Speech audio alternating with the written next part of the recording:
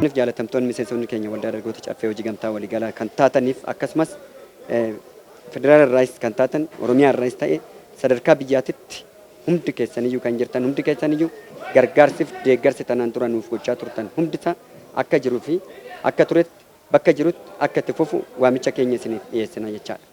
Kabaja wajjin hojiin amma hojjetamaa jiru wanni shirri fonqolcha mootummaatii fi akkasumas immoo mootummaa dhiibbaa irratti godhuudhaaf haala meeqan kan deemamu kan jedhamu guyyaa kurnan har'aatiin dura ibsa baasnee turre beeksisnees turre maallaqni isa akka bittinnaa'ee turre beeksisnee turre akkuma argaa deemnudha. Kanaaf waan qabatamaan jiru kan waan nutis odeeffannoo fi hojii irratti baasnu hundasaa hojii keenya qabatamaan lafatti buusaa agarsiisa.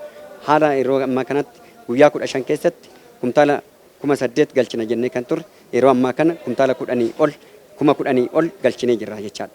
Kumtaala 10,000 ol galchinee jirra. Guyyaa har'aa aanaa 321 irratti kutaa magaalaa 11 fiyyuu kan rabsinu ta'a jechaadha. Kanaaf isinis kabajamtoonni fi miseensonni keenya akkuma amma fidaa jirtan kanatti waa galchaa jiru kun hunduu miseensotuma keenyadha. Miseensi keenya martu bakka jirtanitti gabaa jirtan kamittiyyuu daldaaltota seeran ala faddaaltotas dabalatee daangaa biraatti irratti kan dabarsan hunda to'annoo hordoffii akkuma amma itti jirtan kanatti hoo cimsitanii itti deemtan daangaa keenya hoo nuyi eeggan mootummaa bukkee hoo hirmaan mootummaa waliin hoo hirmaan kamiyyuu shira warra deemu hunda isaa to'annoo jala oolchuu dandeenya. Gabaa keenya hoo to'an qote bulaan keenyas akka hin saamamne mootummaan keenyas akka hin gaagatamne bifa bareedaadhaan akkamitti akka hojjechuu qabnu itti deemna jechaadha. Kanaaf daldalaan kamiyyuu shirri kamiyyuu nun danda'u.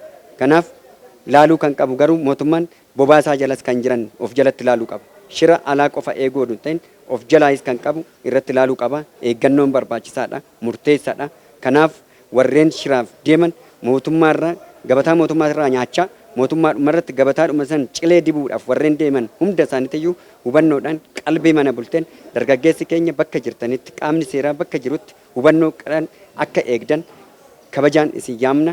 Nus bakka jirutti akka deeggarsa nuuf gootan galata guddaa qabdu adaraa jenna. Waamichi keenya kana fakkaata galatooma. Qophii ayyaanatiin wal qabatee minaan amma galaa jira sirriitti galaa jira. Akkasumas immoo dhiyeessii adda addaa fakkeenyaaf kan akka hanqaaquu yookaan kiillee qophaa jechaadha.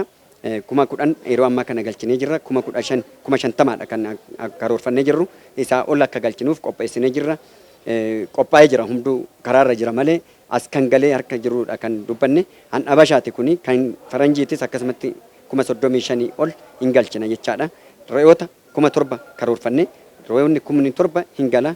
Loon sangaan gaafa hin gala. Innis bifa saniitiin bifa barbaachisaa ta'eetiin gatii madaalawaadhaan namoota keenyaaf uummata keenyaaf miseensa keenyaafis dabalatee kama qameefiyyuu ni kennina jechaadha. Kana qofas miti deeliveriidhaan yookaan tajaajila mindaa isaaniitiin hojjettoonni mootummaatii fi akkasumas hojjettoonni dhaabbolee miidiyaadhaa ta'an kamiyyuu akka wanni jedhaniif akka fudhatanii fi akka tajaajilaman kabajaan isin waamna. Re'ee, hoolaa, sangaa akkasumas aybii, dhadhaa kana hunda isaa lukkuu dabalatee hundaa kan dhiyeessinu ta'uusaa isin beeksisna jechaadha.